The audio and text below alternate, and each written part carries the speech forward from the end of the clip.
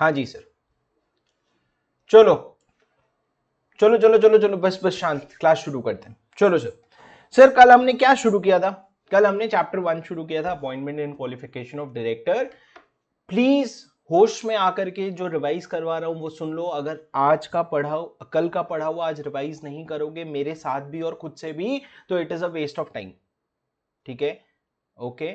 Now voice is fine, please figure out at your end because people are saying it is fine. ठीक है? नाउ sir, chapter 1 appointment and qualification of board of directors. Sir हमने कल एक ही section शुरू किया था, section 149।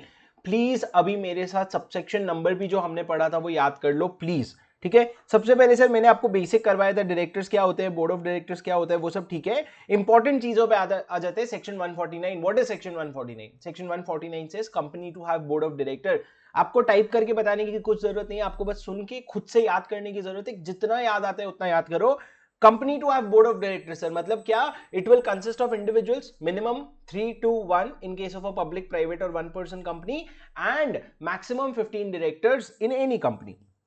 Now, to appoint more than 15 directors, can you do so? Yes, you will have to pass a special resolution. This whole provision of maximum 15 in special resolution is not applicable for government companies and Section 8 companies, provided they had complied with two sections. एक है Section 92, एक है Section 137. Sir 92 किसका है? Annual return का है। Section 137 किसका है? फाइनेंशियल स्टेटमेंट का। एग्जाम में कंफ्यूजन होता है सर। 92 किसका है? मैंने बोला एनुअल रिटर्न का। 137 फाइनेंशियल स्टेटमेंट का। सर ये बताओ ए पहले आता है कि एफ पहले आता है? ए पहले आता है। सर ये बताओ 192 पहले आता है कि 137 पहले आता है? 92 पहले आता है। तो उस हिसाब से आपको एनुअल रिटर्न 92 में आएगा और 137 में आएगा। और सर कभी कभी ना ये 97 और 132 भी हो जाता है। तो आप एक काम करो, एक काम अपन ही कर लेते हैं। 92 137 37 प्लस 8 45। सर 45 का डिफरेंस आता है। ठीक है, बचपना चीज है, लेकिन कभी कभी क्या होता है ये सारी चीजें याद कर लेनी चाहिए ताकि एग्जाम में ना भूलो तुम। तो 45 का डिफरेंस आता है सर 92 और 137। एओए में एओए में प्रोवाइड अ लोअर लिमिट, मतलब एओए बोल सकता है कि जो मैक्सिमम डायरेक्टर्स है उसकी लोअर लिमिट बता सकता है। ये सर हो गया बेसिक प्रोविजन। उसके बाद हमने वुमेन डायरेक्टर का प्रोविजन देखा था। वुमेन डायरेक्टर किसको एप्लीकेबल है? सारे लिस्टेड कंपनी को, और उसके अलावा अदर पब्लिक कंपनी जो लिस्टेड नहीं है, जिसकी paid up share capital 100 crore or मोर है, टर्नओवर 300 करोड़ और मोर है। और अगर सर इन लोगों को वुमेन डायरेक्टर अपॉइंट करने, कितने सर? एटलीस्ट 2 नहीं, इनको बस वुमेन डायरेक्टर अपॉइंट करने। एक वुमेन डायरेक्टर भी अपॉइंट करोगे तो चलेगा। अब अगर वुमेन डायरेक्टर के पोजीशन में इंटरमिटेंट वैकेंसी आ जाती है तो क्या करना पड़ेगा? तो आपको वैकेंसी फिल करनी पड़ सकती है अगर आपको रिक्वायरमेंट है within 3 months from the date of vacancy और immediately next board meeting whichever is later. और सर ये एक प्रोविजन है, न्यूली इनकॉर्पोरेटेड कंपनी को 6 महीने के अंदर कंप्लाई करना पड़ेगा। दैट इज फाइन, एग्जांपल मैंने क्लास में करा दिया था। उसके बाद सर रेसिडेंट डायरेक्टर मैंने आपको समझाया। रेसिडेंट डायरेक्टर क्या होता है? वो डायरेक्टर जो इंडिया में स्टे करते हैं फॉर 182 डेज और मोर during the current financial year. और सर कोविड की वजह से इन लोगों को कुछ रिलीफ मिला था। इंडिपेंडेंट डायरेक्टर, इंडिपेंडेंट डायरेक्टर मतलब क्या? इंडिपेंडेंट डायरेक्टर मतलब वो डायरेक्टर, किस कंपनी को इंडिपेंडेंट डायरेक्टर चाहिए? सबसे पहले तो सर प्राइवेट कंपनी को तो नहीं चाहिए, हमको फर्क नहीं पड़ता प्राइवेट कंपनी, तुम कुछ भी करो। अब प्राइवेट के अलावा कौन बचता है सर? Public company. उसमें देखते हैं पहले लिस्टेड पब्लिक कंपनी। हाँ, तुमको इंडिपेंडेंट डायरेक्टर चाहिए, at least 1/3 of the total number of director should be independent. और अनलिस्टेड पब्लिक कंपनी में कितने इंडिपेंडेंट होने चाहिए सर? वो कंपनीज जो हम बताएंगे उसमें एटलीस्ट 2 इंडिपेंडेंट डायरेक्टर होने चाहिए। कौन सी कंपनी सर? प्लीज बताओ ना। Paid up share capital 10 crore or more, turnover 100 crore or more, outstanding loan debenture deposit of more than 50 crore, exceeding 50 crore, equal to 50 crore नहीं, एक्सीडिंग 50 करोड़। ये जो तीनों लिमिट है लास्ट ऑडिटेड फाइनेंशियल स्टेटमेंट के हिसाब से देखेंगे। और ये जो अनलिस्टेड पब्लिक कंपनी है ना, इसमें 3 कंपनी नहीं आएंगे। Joint venture, Holi own subsidiary और डॉर्मेंट कंपनी। ये मैंने होल्ड करा रखा है, मैं बता दूंगा। इंटरमिटेंट वैकेंसी का सेम प्रोविजन है। और सर इंडिपेंडेंट डायरेक्टर में एक नया प्रोविजन है कि अगर 3 साल तक कंटिन्यूअसली अगर आप प्रोविजन का कंप्लायंस नहीं कर रहे, लिमिट्स को नहीं टच कर रहे हो कॉन्सिक्यूटिवली 3 साल तक, तो आपको वो लिमिट एप्लीकेबल नहीं होगा। सर यहाँ मैंने लिस्टेड कंपनी का डेफिनेशन दे रखा है आप लोगों के रेफरेंस के लिए। प्लीज लिस्टेड कंपनी का डेफिनेशन देख लो, क्योंकि सर लिस्टेड कंपनी के डेफिनेशन में हुआ है एक चेंज पिछले साल, जो मैं आपको समझा भी दूंगा। अब सर सबसे important provision, who can become an independent director, please सुनना। ठीक है सर, एक बार पढ़ के ना याद नहीं होने वाली चीजें ये नहीं है। कल आपने क्लास में पढ़ा, फिर आपने घर में पढ़ा, फिर आज रिवाइज करोगे, फिर एक हफ्ते बाद रिवाइज करोगे, फिर फर्स्ट रिवीजन करोगे, तब ये चीजें याद होती है सर। नहीं तो ऐसे ही थोड़ी हलवा थोड़ी है ऐसी है फाइनल। अब सुनो sir, who can become an independent director? अगर मेरे को जियो में इंडिपेंडेंट डायरेक्टर बनने का है तो कौन बन सकता है? सर पहला लाइन मैंने आपको नहीं बताया था कल, जो मैं आपको अभी बता रहा हूं, मेरी बात सुनो, प्लीज सुनो मेरी बात। पहला लाइन मैंने आपको कल नहीं बताया था, जो मैं अभी बता रहा हूं। सर इंडिपेंडेंट डायरेक्टर के लिए वो आप नीचे सारे लिमिट्स तो देखोगे, वो ठीक है, लेकिन इंडिपेंडेंट डायरेक्टर में इन्होंने आउटराइट सामने फर्स्ट लाइन में 3 लोगों को बोल दिया तुम इंडिपेंडेंट डायरेक्टर नहीं हो सकते। कौन है सर वो 3 लोग? पहला है मैनेजिंग डायरेक्टर एमडी, दूसरा है होल टाइम डायरेक्टर WTD, और तीसरा है नॉमिनी डायरेक्टर। ये 3 लोग इंडिपेंडेंट डायरेक्टर नहीं हो सकते। सर आप बोलोगे क्या लॉजिक है, क्या है ये लोग? सर एमडी जो है ना, मैनेजिंग डायरेक्टर, वो पूरा वो एग्जीक्यूटिव डायरेक्टर होता है। एग्जीक्यूटिव डायरेक्टर मतलब क्या? वो company day to day affairs चलाता है कंपनी का, तो वो इंडिपेंडेंट कैसे हो सकता है यार? वो तो कंपनी में पूरा इन्वेस्टेड है, वो तो अगला जॉब कर रहा है उस कंपनी में। Similarly WTD whole time director भी वो डायरेक्टर होता है जो कंपनी के एम्प्लॉयमेंट में है, वो भी बंदा जॉब कर रहा है कंपनी में। How is he not dependent? उसका पूरा फाइनेंशियल डिपेंडेंट है उस कंपनी पे। और तीसरा sir nominee director. Nominee director क्या होता है वो मैं आपको सेक्शन 161 सब सेक्शन 3 में समझाऊंगा, लेकिन अभी आपको समझ लो नॉमिनी डायरेक्टर मतलब क्या। अगर किसी बैंक ने जियो को पैसे दिए कि भाई ये ले 10 करोड़ रुपए का लोन, पर बैंक ने बोला जियो मेरे को ना तेरे बिजनेस पे भरोसा नहीं है, तू ये 10 करोड़ रुपए लेगा ना, एक कंडीशन है, मेरा एक बंदा तेरे बोर्ड ऑफ डायरेक्टर में आकर के बैठेगा और वो तुम्हारे बिजनेस को मॉनिटर करेगा ताकि तुम कोई ऐसी हरकत नहीं कर रहे हो जिसकी वजह से वो 10 करोड़ रुपए का नुकसान हो जाए। तो सर उसको कहते हैं, बैंक ने जियो के बोर्ड में एक नॉमिनी डायरेक्टर बैठाया। तो सर वो जो नॉमिनी डायरेक्टर होता है ना, वो भी इंटरेस्टेड होता है, क्योंकि सर बैंक के पैसे लगे ना कंपनी में, तो इसलिए नॉमिनी डायरेक्टर भी इंडिपेंडेंट डायरेक्टर नहीं होता है। 3 लोग सर, 3 लोग, प्लीज अपने मुंह से बोलो कौन 3 लोग है जो इंडिपेंडेंट डायरेक्टर नहीं होते? Managing director, whole time director और नॉमिनी डायरेक्टर। एक बार फिर से बोलो sir, managing director, whole time director, nominee director. ये तो आउटराइटली इन्होंने मना कर दिया। उसके बाद सर अभी किसी बंदे को इंडिपेंडेंट डायरेक्टर बनाना है तो क्या कंडीशन है? कल मैंने आपको क्लास में जब लिखवाया था तो मैंने आपको एक लास्ट में शॉर्टकट नहीं बताया था। ये देखो सर, ये मैं हूं, ये मेरे रिश्तेदार हैं, और ये मैं और मेरे रिश्तेदार हैं, ठीक है, एग्जाम्पल में। अब मैंने एक शॉर्टकट कल क्लास के बाद बताया था, जो मैं अभी आप लोगों को बता रहा हूं, जो चले गए थे। सर ये जो इंटीग्रिटी, मॉनिटरी रिलेशनशिप और प्रमोटर, ये सब मैं अपने सीक्वेंस में लिख रहा था ना, वो मैं एक निमोनिक्स बनाने के लिए लिख रहा था। निमोनिक क्या है सर? कि अगर मेरे को याद करना है इंडिपेंडेंट डायरेक्टर कौन बन सकता है, तो सबसे पहले मैं देखूंगा मेरे में क्या कमी होनी चाहिए या नहीं होनी चाहिए, ठीक है। तो सर उसका उसका कंडीशन है IMP, integrity, monetary relationship, promoter. I should be a person of integrity in the opinion of the board. I should not be, upon summary note से पढ़ लेंगे, लेकिन सर शुभम क्या है? Important, IMP। तो पहला वाला सेक्शन हो गया IMP। उसके बाद सर रिश्तेदार क्या होते हैं? DOGS, God. DOGS, गॉड्स होते हैं सर रिश्तेदार। तो मैं जानबूझ के बोल रहा हूं, ठीक है, मेरे को पता है। तो रिश्तेदार क्या होते हैं सर? DOGS बोल लो, GFDS बोल लो, जैसे आपके रिश्तेदार हैं, तो वो रिश्तेदार ये नहीं होने चाहिए। और तीसरा सर, मैं और मेरे रिश्तेदार मिला करके एक शॉर्टकट मैंने बनाया सर, मस्त है ये सब, FVNK। मतलब क्या? नहीं पता, लॉजिक नहीं है, 4 बार बोलोगे ना अपने आप याद हो जाएगा FVNK, ठीक है। इससे बदतर बनाया था हमारे टीचर्स ने, पर ठीक है, याद हो जाएगा, कोई फर्क नहीं पड़ता सर। 6 बार बकवास भी करोगे तो बकवास याद आ जाएगा, ठीक है। तो FVNK। तो सर मैं इंपॉर्टेंट हूं IMP, रिश्तेदार डॉग से, गॉड से निकल ही जाता है सच, तो DOGS, और मैं और मेरे रिश्तेदार मिलाकर के FVNK।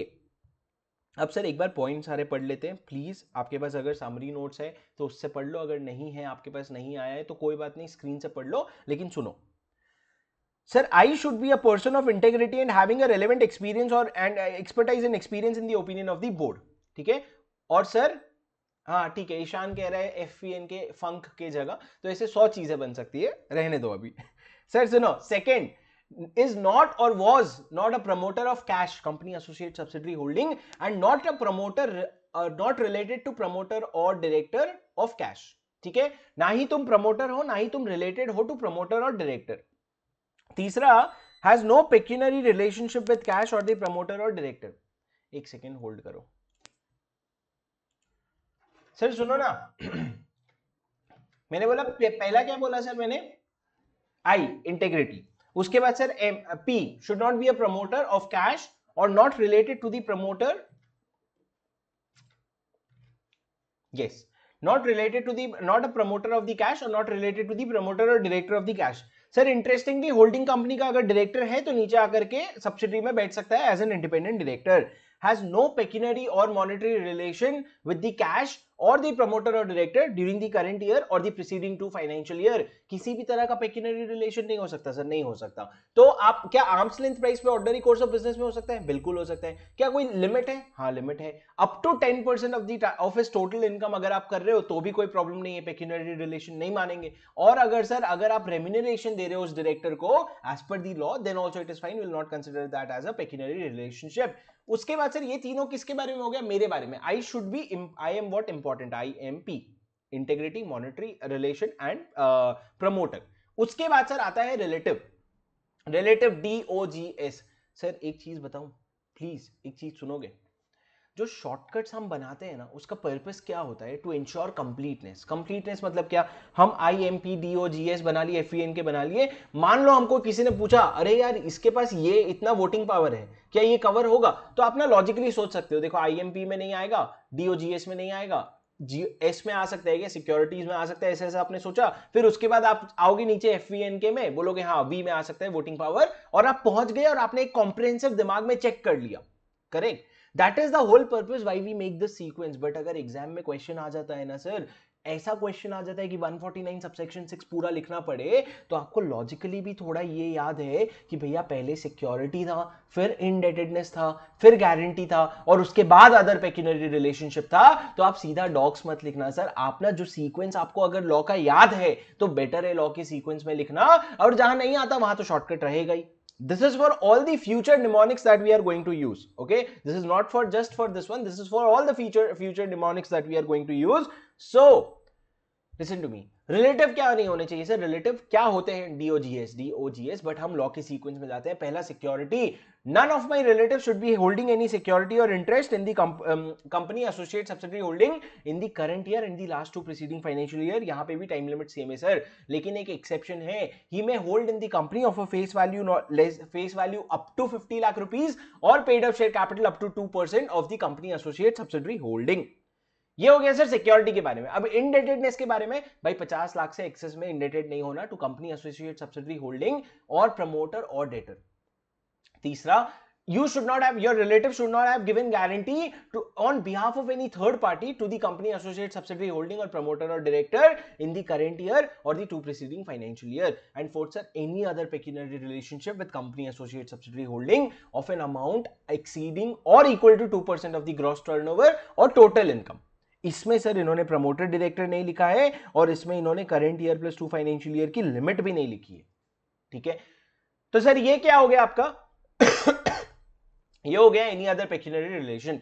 अब उसके अलावा sir he should not be a relative, neither himself nor his relative should be what, FVNK। Upon sir किसकी स्पीड में पढ़ेंगे? Oh thank you, thank you.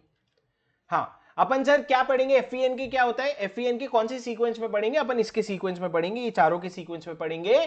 क्या है सर ये चारों का सीक्वेंस? देखो, सबसे पहले की मैनेजरल पर्सन या एम्प्लॉय ना रहे हो ना पहले थे in the current year plus the last 3 financial year. पर सर यहां पे तो आपने करंट ईयर लिखा ही नहीं है, आपने तो सिर्फ लास्ट 3 फाइनेंशियल ईयर लिखा है। पर यहां पे इस भी तो लिखा है ना, यू आर नॉट और यू वर नॉट KMP और की मैनेजरल और employ of the company associate subsidiary holding. पर सर सुनो ना, रिलेटिव जो आपका है ना, रिलेटिव वो अगर पास्ट में एम्प्लॉय रहा है तो अपने को कोई प्रॉब्लम नहीं है, relative can be an employ. ये हो गया सर के। उसके बाद sir you should not be an, you or your relative should not be an employ, partner, proprietor in a firm. Which firm sir? इधर the firm of auditor, CS in practice or cost accountant of the cash. जो आपकी पूरी group companies है उसके कोई भी auditor की आप एम्प्लॉय, प्रोप्राइटर या पार्टनर नहीं होने चाहिए। और you should not be a employ, proprietor or partner of the firm which is a legal or consulting firm, और उस लीगल कंसल्टिंग फर्म का जो ग्रॉस टर्नओवर है ना उसका 10% से ज्यादा उनको किससे आता है? वो कंपनी एसोसिएट सब्सिडरी होल्डिंग से आता है। यहां पे भी प्रमोटर और डायरेक्टर नहीं है सर। ठीक है, सिद्धार्थ पांडे पूछ रहे हैं क्या करंट ईयर में भी रिलेटिव एम्प्लॉय हो सकता है? यहां जो हमने एक्सेप्शन लिखा है relative can be an employ, क्या करंट ईयर में भी एम्प्लॉय हो सकता है? The answer, if you go by literal reading ना एक्सेप्शन में, द आंसर इज नो। वो कहता है in the last three during the last 3 financial year आपका रिलेटिव एम्प्लॉय हो सकता है, लेकिन करंट ईयर में एम्प्लॉय का उन्होंने नहीं लिखा है। Good question Siddharth. ठीक है, चलो तीसरा पॉइंट क्या है सर, बहुत इंपॉर्टेंट पॉइंट है तीसरा, holds with relative more than or equal to 2% of the voting power of the company. Sir एक बार एक सवाल सुन लो, एक बार एक सवाल सुन लो, एक बार एक सवाल सुन लो। मैं अगर अपने रिलेटिव के साथ रिलायंस में अगर एग्जैक्ट 2% वोटिंग पावर होल्ड करता हूं तो क्या मैं डिस्क्वालिफाइड हूं? एग्जैक्ट 2% होल्ड करता हूं सर, 2% से ज्यादा नहीं, एग्जैक्ट 2%, क्या मैं डिस्क्वालिफाइड हूं? हाँ आप डिस्क्वालिफाइड हो। क्यों सर? इक्वल टू और more than 2% of the voting power of the company लिखा है सर। यहां पे जिन्होंने यहां पे नहीं लिखा यहां पे लिख लो, यहां पे भी current year plus 3 preceding financial year की लिमिट है। ठीक है, now last, is the CEO or director of the NPO, is the director or CEO of the, तुम यस क्या बोल रहे हो? तुम यस क्या बोल रहे हो सर? यहां पे अगर ये वोटिंग पावर की बात करूं मैं, holds with relative more than or equal to 2% of the voting power of the company, sir more than or equal to 2%, मतलब अगर आप 2% वोटिंग पावर भी होल्ड करते हो ना तो आप डिस्क्वालिफाइड हो जाते हो। ये हम you are not, you should not be holding, if you are holding then you are disqualified, you will not become an independent director. ठीक है, ये Sunnati, noted your reminder, will do it. उसके बाद sir is the CEO or director of the NPO that receives, कौन सा NPO sir? NPO या तो उसको पैसे आते हैं या फिर उसने इन्वेस्ट कर रखा है कंपनी में। पैसे कहां से आते हैं sir? Receives more than 25% or equal to 25% of the gross receipts or from the company associate subsidiary holding और promoter or director, or holds more than equal to 2% of the voting power only of the company. Sir voting power की जहां बात की है ना, वहां सिर्फ company की बात की है, वहां कंपनी के अलावा और किसी को इन्होंने नहीं लिया है। उसके अलावा सर ये हो गया आपके बेसिक जो अपन ने कल पढ़े थे। उसके अलावा एक छोटा सा पॉइंट है कि he possesses any such other qualification as may be prescribed in the rule, जो भी रूल में प्रिस्क्राइब्ड होगा वो पोजीशन, वो उसके पास क्वालिफिकेशन। रूल्स में क्या प्रिस्क्राइब्ड है सर कि देखो जो बोर्ड ऑफ डायरेक्टर है ना वो अपने हिसाब से देख लेंगे कि she shall possess independent appropriate skills experience and knowledge in one or more fields of law, finance and management. Basic चीजें हैं सर, ये एक बार पढ़ो sir. Can mister A appointed as independent director in a company be appointed as independent director in subsequent company? एक बार question पढ़ो ना सर। क्या एक इंडिपेंडेंट डायरेक्टर जो आपके जियो में अपॉइंटेड है वो इंडिपेंडेंट डायरेक्टर जाके बन सकता है आपके पेरेंट कंपनी में, मतलब रिलायंस इंडस्ट्री लिमिटेड में? क्या जाके पेरेंट कंपनी बन सकता है? सर आपको आंसर नहीं पता। आपको सिर्फ क्या करना है, आपको पता है आईएमपी डीओजीएस एफईएनके, आई नहीं, आई ठीक है, एम मॉनेटरी ठीक है, पी प्रमोटर ऑफ कैश नहीं है, प्रमोटर और रिलेटर का डायरेक्टर का रिलेटिव नहीं है। तो इस तरीके से सर आपको एंड तक चेक करना है और आपको रियलाइज होगा नहीं भैया ऐसा कोई रेस्ट्रिक्शन नहीं है। So an independent director of a group one company in the group company can go and become an independent director in other company of the group company। ठीक है सर, ये हुई हमारी कल की क्लास।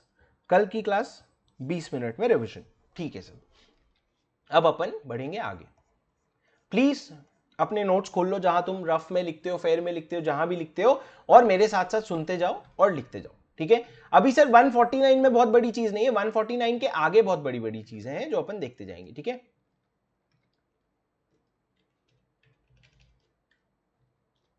हाँ सर सुनो, आ जाते हैं सेक्शन 149। सर सबसेक्शन 1 फिर से एक बार बोलो, सबसेक्शन 1 क्या था? Company to have board of director. Subsection 2 transition provision. Subsection 3 resident director. Subsection 4 independent director. Subsection 5 transition provision. Subsection 6 independent director के लिए क्या क्वालिफिकेशन होगी। अब सर आ जाते हैं सबसेक्शन 7 ऑनवर्ड्स, 149 के सबसेक्शन 7 ऑनवर्ड्स। सर सुनो, हमने लिख दिया इंडिपेंडेंट डायरेक्टर के इतने क्वालिफिकेशंस होनी चाहिए, इतनी सारी नाटक ये सब होनी चाहिए, लेकिन एक बात बताओ यार, अब इंडिपेंडेंट डायरेक्टर मान लो अगर जियो मेरे को अपॉइंट कर रहा है तो ये जो 10-11 कंडीशन है क्या जियो चेक करता बैठेगा क्या? हाँ सर अपॉइंट कर रहे हैं तो एक बार तो उसको चेक करना पड़ेगा। पर सर जियो कैसे चेक करेगा मेरा कोई रिलेटिव शेयर होल्ड करता है कि नहीं? मेरे को उसको पूरा रिलेटिव का डेटा देना पड़ेगा, तब जाके वो अपने पूरे शेयर होल्डिंग के लिस्ट में देखेगा कि भैया ये बंदे का नाम है क्या, ये बंदे का कुछ शेयर होल्डिंग है क्या। तो sir if you understand, hiring N independent director is a very extensive process कि भाई इतना सारा चीज चेक किए, उसमें से कुछ एक छोटी मोटी चीज रहेगी, कैसे पता चलेगा सर? तो लॉ ने बोला कि भैया इंडिपेंडेंट डायरेक्टर तू ना जाकर के कंपनी को खुद से डिक्लेरेशन दे दे, और एक बार नहीं तेरे को बार बार ये डिक्लेरेशन देते रहना पड़ेगा कि भाई मैं इंडिपेंडेंट हूं।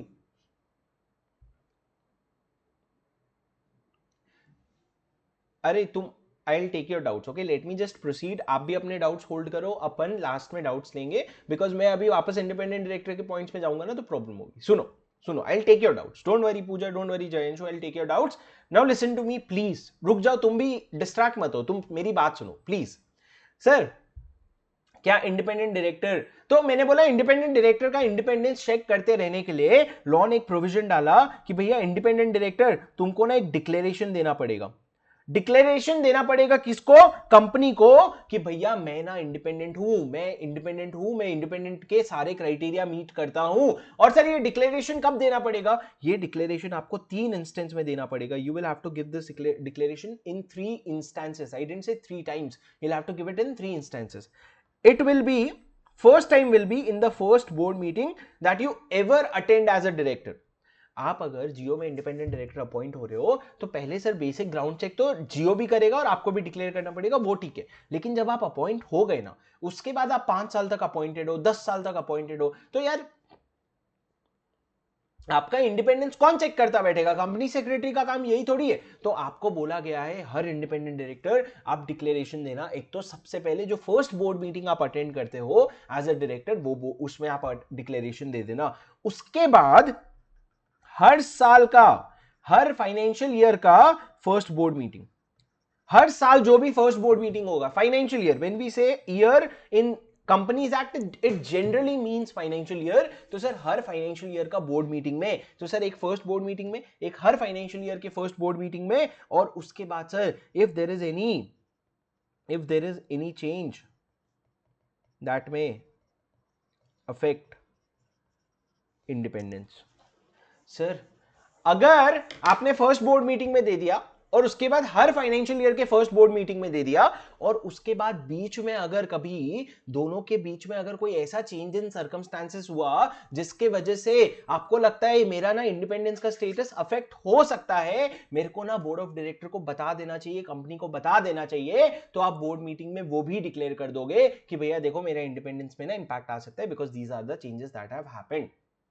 क्या बोला सर मैंने? सबसेक्शन 7 बस इतना ही था। सबसेक्शन 7 ये कहता है हर इंडिपेंडेंट डायरेक्टर को एक डिक्लेरेशन देना पड़ेगा, बोर्ड को डिक्लेरेशन देना पड़ेगा, कंपनी को कब देना पड़ेगा सर? 3 इंस्टेंस में देना पड़ेगा। एक तो first board meeting that he ever attends, जो भी पहली बोर्ड मीटिंग वो एज अ डायरेक्टर अटेंड करेगा। दूसरा first board meeting of the every financial year, her financial year में एक बार तो शुरू में बोल देना भाई हाँ मैं भी अभी भी इंडिपेंडेंट हूं, अभी भी इंडिपेंडेंट हूं। और थर्ड, कभी भी ऐसा कोई सिचुएशन में चेंज होता है जो आपके इंडिपेंडेंस के स्टेटस को अफेक्ट करेगा। सर एक एग्जांपल दो ना, कोई ऐसा सिचुएशन में चेंज जो आपके इंडिपेंडेंस को अफेक्ट करेगा। मैं आपको बताता हूं एग्जैक्टली क्या होता है। सर मैं रिलायंस में इंडिपेंडेंट डायरेक्टर हूं, मेरे मान लो किसी रिलेटिव को नहीं पता था कि अरे मैं अगर रिलायंस में इंडिपेंडेंट डायरेक्टर हूं ना तो मेरे को शेयर्स खरीदने हैं।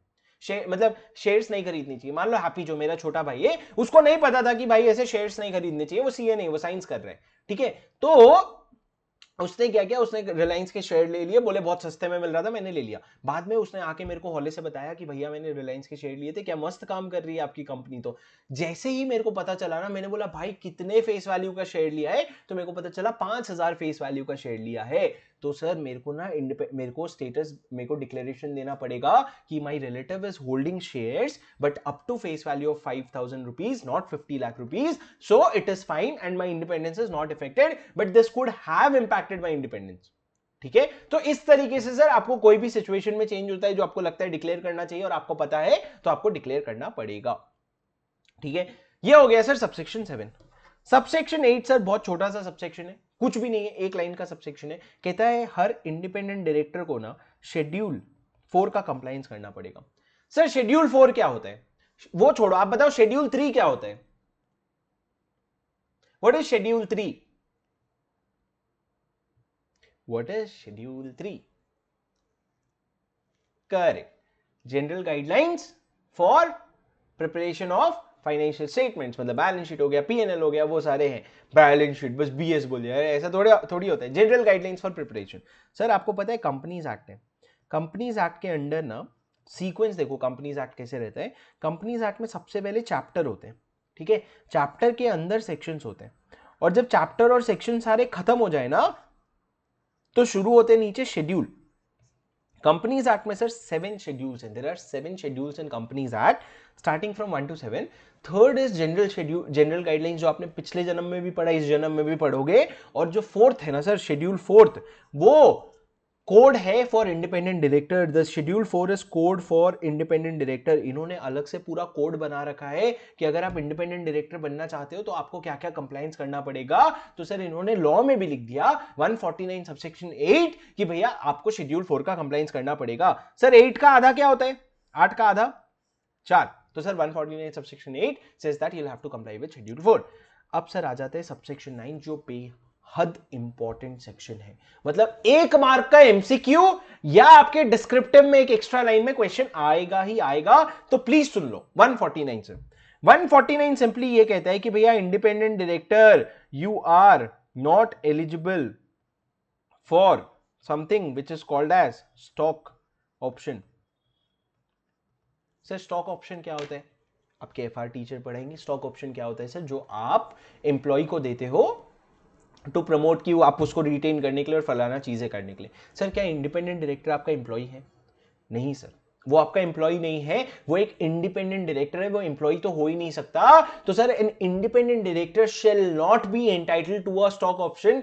स्ट्रिक्ट प्रोहिबिशन है सर, किसी भी हालत में आप उसको स्टॉक ऑप्शन नहीं दोगे, चाहे कुछ भी हो जाए। तो भाई अगर स्टॉक ऑप्शन नहीं दोगे तो इंडिपेंडेंट डायरेक्टर तुम्हारा चाचा लगता है क्या? कंपनी में आके बैठ के अपना समय देगा? नहीं सर, उसको रेम्यूनरेशन तो देना पड़ेगा ना। तो लॉ ने बोला हाँ रेम्यूनरेशन देना पड़ेगा, वो हम मानते हैं। तो उसको ना 3 चीजें दे सकते हो आप। एक तो fees under section 197 subsection 5। Sir ये क्या है? सर ये 197 सबसेक्शन 5 ना अपन याद करेंगे आगे चल के। आप अगर प्रैक्टिकली आपने ऑडिट में काम किया है या कहीं भी काम किया, अगर आप कंपनीज गए हो तो एक फीस होता है सर, सिटिंग फीस। क्या बोला मैंने? Sitting fees. सिटिंग फीस मतलब क्या सर? जब आप बोर्ड ऑफ डायरेक्टर्स की मीटिंग बुलाते हो ना, तो वो अपना समय निकाल करके आते हैं, तो आप उनको एक फीस देते हो जिसका नाम होता है सिटिंग फीस। मतलब बैठने के पैसे सर, लेजिट उनका समय निकाल करके मीटिंग में आके बैठने के पैसे आप उनको देते हो। और ये सेक्शन 197(5) है जो कहता है सिटिंग फीस देना पड़ेगा। पर सर 197(5) बहुत स्ट्रिक्ट है, कहते हैं एक मीटिंग के लिए 1 लाख रुपए से ऊपर मत देना। भाई 1 लाख रुपए एक मीटिंग के? हाँ रणवीर सिंह आ रहे हैं, पर ठीक है सर। लॉ कहता है कि भैया तुम अपने डायरेक्टर्स को सिटिंग फीस दे सकते हो, तो आप इंडिपेंडेंट डायरेक्टर को भी सिटिंग फीस दोगे ना, क्योंकि यार बाकी डायरेक्टर्स को दोगे, इंडिपेंडेंट डायरेक्टर को नहीं दोगे तो पता चला इंडिपेंडेंट डायरेक्टर डिमोटिवेटेड हो रखा है, क्यों जाके बैठूं मैं मीटिंग में, छोड़ना। कम से कम सिटिंग फीस दोगे तो आके बैठ तो जाएगा। ठीक है, तो सर आप फीस दे सकते हो अंडर सेक्शन 197 सबसेक्शन 5। डिटेल में हम उसमें डिस्कस करेंगे 197 में। दूसरा, आप उनके जो मीटिंग में पार्टिसिपेशन का एक्सपेंस है ना, फ्लाइट की टिकट, खाने का पैसा, उसका रीइंबर्समेंट दे दोगे। हाँ तुमको क्या लगता है रीइंबर्समेंट सिर्फ आर्टिकल को मिलता है क्या? नहीं सर, ये डायरेक्टर लोग को भी रीइंबर्समेंट मिलता है। और तीसरा सर, आप उनको दोगे प्रॉफिट रिलेटेड कमीशन। सर क्या बात कर रहे हो? प्रॉफिट रिलेटेड कमीशन मतलब आप बोल रहे हो कंपनी के प्रॉफिट के हिसाब से हम उनको कमीशन दे देंगे? मतलब आप तो ये बोल रहे हो कि सर कंपनी, आप तो ये बोल रहे हो कि तुम बायस्ड हो गए। अब तो इंडिपेंडेंट डायरेक्टर बायस्ड हो गया, अब तो इंडिपेंडेंट डायरेक्टर भी ये सोचेगा कि भाई मेरे को प्रॉफिट बढ़ाना है, प्रॉफिट बढ़ाना है, तो होने दो फ्रॉड। सर देखो, लॉ का काम था इंडिपेंडेंट डायरेक्टर बोलना कि इंडिपेंडेंट डायरेक्टर कौन होता है, क्या अपॉइंट करना होता है। अब जो प्रॉफिट रिलेटेड कमीशन है ना, उसमें इन्होंने एक क्लॉज डाल दिया, अगर मेंबर्स अप्रूव करते हैं तो अप्रूव बाय मेंबर्स और शेयर होल्डर्स। अब सुनो सर, लॉ का काम था प्रोविजन बनाना, लॉ ने प्रोविजन बना दिया कि इंडिपेंडेंट डायरेक्टर भाई इंडिपेंडेंट होना चाहिए, लेकिन कंपनी किसकी है? शेयर होल्डर की। और अगर शेयर होल्डर बोल रहा है कि भाई इंडिपेंडेंट डायरेक्टर को हम प्रॉफिट रिलेटेड कमीशन दे सकते हैं, पैसे किसके हैं सर? शेयर होल्डर के। जब मियां बीवी राजी तो क्या करेगा लॉ? करेक्ट। तो इसीलिए सर जो लॉ ने बोला कि अगर तुम्हारे मेंबर्स मान जाते हैं तो तुम प्रॉफिट रिलेटेड कमीशन दे सकते हो, नहीं मानते तो तुम उनको मंथली रेम्यूनरेशन, मंथली सैलरी जो भी उनका बनता है अप्रूव करवा के दे सकते हो। लेकिन सर आप एक चीज जो इंडिपेंडेंट डायरेक्टर को नहीं दे सकते वो है स्टॉक ऑप्शन। उसके अलावा फीस, रीइंबर्समेंट ऑफ एक्सपेंस और प्रॉफिट रिलेटेड कमीशन बिल्कुल दे सकते हो सर। ठीक है, अब सर समरी नोट्स में देखो, समरी नोट्स में यहां पे 9th पॉइंट क्या लिखा है? Independent director shall not be entitled to stock option. Independent director में receive remuneration by 3 things: fees under section 197 subsection 5, reimbursement of expense for participation in the meeting and profit related commission as may be approved। ठीक है, पर sir इसके नीचे एक line लिखा है देखो, सर हमने बोला कि आप इंडिपेंडेंट डायरेक्टर को प्रॉफिट रिलेटेड कमीशन दे सकते हो। आगे चल के हम पढ़ेंगे चैप्टर 3 में, हम पढ़ेंगे क्या पढ़ेंगे सुनना, कि भैया जो डायरेक्टर है ना, डायरेक्टर कंपनी में जितने भी डायरेक्टर है, इंडिपेंडेंट हो नॉन इंडिपेंडेंट हो, आप उनको जो सैलरी दोगे ना, that will be a percentage of net profit. अगर नेट प्रॉफिट बढ़ रहा है तो उसका एक परसेंटेज दोगे इंडिपेंडेंट डायरेक्टर को या बाकी डायरेक्टर्स को जो बढ़ सकता है। पर सर सवाल ये उठा, अब जोमैटो जैसी कंपनी है, जोमैटो में तो कोई नेट प्रॉफिट है नहीं, उसका तो नेगेटिव नेट प्रॉफिट है, मतलब क्या तुम डायरेक्टर से पैसे लोगे? तो बोला सर लॉ ने नहीं, हम एक शेड्यूल बनाएंगे जो है शेड्यूल 5। सर आपसे मैंने शेड्यूल 3 पूछा, मैंने आपको शेड्यूल 4 बताया, code of independent directors, code for independent directors, और अब मैं बता रहा हूं शेड्यूल 5। हम एक शेड्यूल 5 बनाएंगे जो बाय द वे गाइस आपके कोर्स में पूरा डिटेल्ड में कवर्ड है, 100% कवर्ड है। हम एक शेड्यूल 5 बनाएंगे जिसमें, सुनो, शेड्यूल 5 बनाएंगे जिसमें अगर आपकी कंपनी का नेट प्रॉफिट नेगेटिव भी है ना, तो भी आप अपने डायरेक्टर्स को कुछ रेम्यूनरेशन दे सकते हो। दूसरी तरीके से हम उसमें परसेंटेज कैलकुलेट करेंगे। सर ये जो शेड्यूल 5 था ना, वो पहले इंडिपेंडेंट डायरेक्टर के लिए नहीं एप्लीकेबल हुआ करता था। मतलब क्या सर, शेड्यूल 5 सिर्फ मैनेजिंग डायरेक्टर, एग्जीक्यूटिव डायरेक्टर, इन लोगों को कवर करता था, इंडिपेंडेंट डायरेक्टर को नहीं कवर करता था। अभी पिछले साल इन्होंने क्या किया सर, इन्होंने अमेंडमेंट लाया, पता नहीं इतने साल क्यों लग गए इनको, कंपनीज एक्ट तो 1956 से चला आ रहा है ना, पर पिछले साल अमेंडमेंट लाया सर और बोले इंडिपेंडेंट डायरेक्टर को भी अगर एक कंपनी में प्रॉफिट नहीं है तो शेड्यूल 5 के हिसाब से रेम्यूनरेशन दे सकते हो। क्या लिखा है sir, in case of no profit और इनएडिक्वेट प्रॉफिट, इंडिपेंडेंट डायरेक्टर में receive remuneration excluding fees under section 197 as per provisions of schedule 5।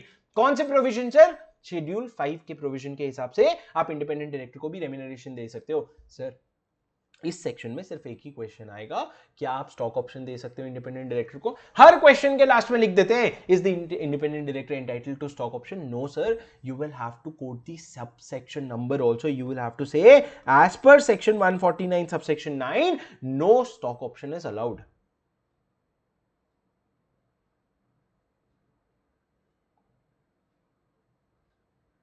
मैंने 3 बोला शोभिता? क्या के बारे में Shobhita? For what did I say 4 instead of 3?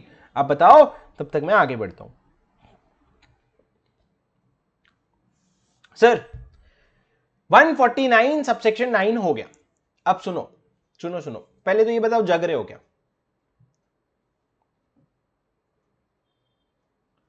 आप ये बताओ जग रहे हो क्या?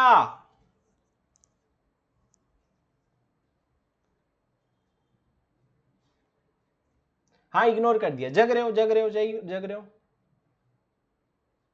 जग रहे हो जग रहे हो जग रहे हो, जग घूमे यार। साई बोल रही है जग रहे हैं सर। क्यों कर रहे हैं हम सीए फाइनल? सुनो सर, सुनो सर, सुनो, हाँ ठीक है, गुड। हाँ सुनो सर, सर 149 का सबसे इंपॉर्टेंट पार्ट वापस से, सर सबसेक्शन 10 और सबसेक्शन 11 एक साथ बता रहा हूं, सुनो प्लीज सुनो, बेहद इंपॉर्टेंट है, हद से ज्यादा इंपॉर्टेंट है।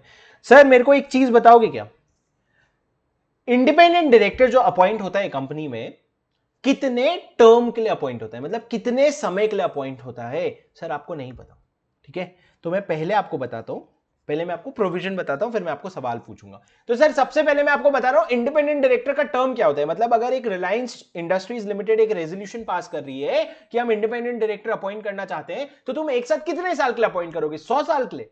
नहीं सर, लॉ ने बोला टर्म अप टू 5 years, 5 साल तक के लिए अपॉइंट कर सकते हो एक इंडिपेंडेंट डायरेक्टर को। सर एक इंडिपेंडेंट डायरेक्टर क्या 2 साल के लिए अपॉइंट हो सकता है? Can an independent director B appointed for 2 years? The answer is yes, because the word is up to 5 years. Can an independent director be appointed for 6 years in one resolution? मतलब आज हमने meeting बुलाई और हम जियो ने बोला शुभम को हम इंडिपेंडेंट डायरेक्टर अपॉइंट करना चाहते हैं 6 साल के लिए, क्या आप कर सकते हो? नहीं सर, अप टू 5 years है, तो 2 साल के लिए कर सकते हो, 5 साल के 6 साल के लिए नहीं कर सकते। अब सर एक बात बताओ, टर्म हो गया 5 साल का, एक टर्म हो गया, यहां अपॉइंट किया था उसने, 5 साल के लिए हमने मान लो अपॉइंट कर दिया था। अब उसको क्या हम वापस से रीअपॉइंट कर सकते हैं? Can an independent director B reappointed? Can an independent director B reappointed? Sir मेरे को एक बात बताओ, अगर मैं शुभम हूं, प्लीज लॉजिकली सोचना, प्लीज मेरी बात सुनना, अगर मैं शुभम हूं, इसमें अगर क्या है भाई, मैं शुभम हूं, ठीक है, अगर मेरे को जियो इंडिपेंडेंट डायरेक्टर बनाना चाहता है, और अगर मैं जियो के बोर्ड में जाके इंडिपेंडेंट डायरेक्टर बन गया 5 साल के लिए, सर 5 साल अगर तुम एक बोर्ड ऑफ डायरेक्टर के बीच में बैठ रहे हो, सारे लोगों से मिल रहे हो, तो क्या it is not natural that you'll build relationships with in the company? yes sir, you'll build relations within the company. So is it logical to reappoint an independent director? No sir, it is not logical to reappoint an independent director, because after 5 years he may not be independent anymore. वो कहीं ना कहीं relation बना के कहीं ना कहीं vested interest उसका आ गया होगा, तो लॉजिकली रीअपॉइंट नहीं करना चाहिए सर। लेकिन अगर आप हर 5 साल में बोल दोगे भाई इंडिपेंडेंट डायरेक्टर बदलो, तो कहां से ढूंढ ढूंढ करके लाएंगे? तो लॉ ने बोला तुम रीअपॉइंट कर सकते हो, you can do it, but we will need you to pass a special resolution to reappoint an independent director.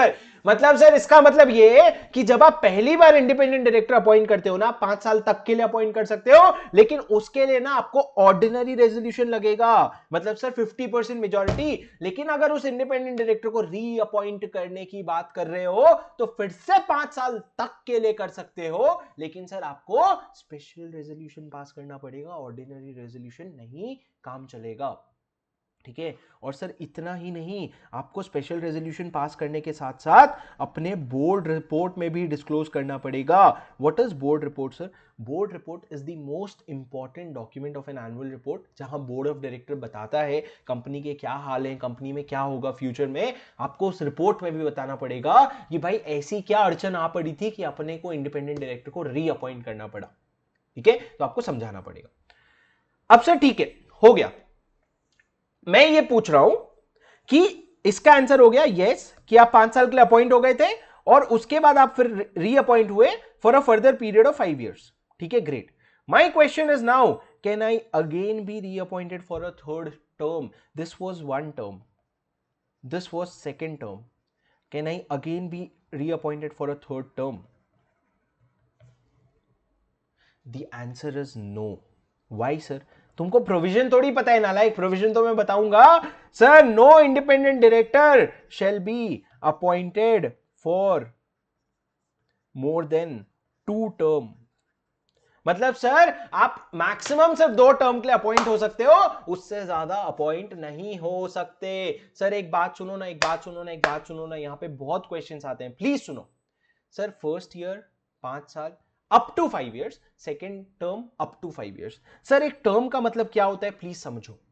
जब आप एक डायरेक्टर को अपॉइंट करना चाहते हो ना, तो आप शेयर होल्डर्स की मीटिंग बुलाते हो। अब आप जब शेयर होल्डर्स की मीटिंग बुलाते हो ना, आप उनको नोटिस भेजते हो, तो नोटिस में आप लिखते हो, जियो नोटिस में लिखेगा कि हम ना शुभम सिंघल को हमारे बोर्ड ऑफ डायरेक्टर में as an independent director appoint करने के लिए कंसिडर कर रहे हैं for x period. That x cannot be more than 5 years, but that x can be any term, 1 साल 2 साल 3 साल 4 साल 5 साल।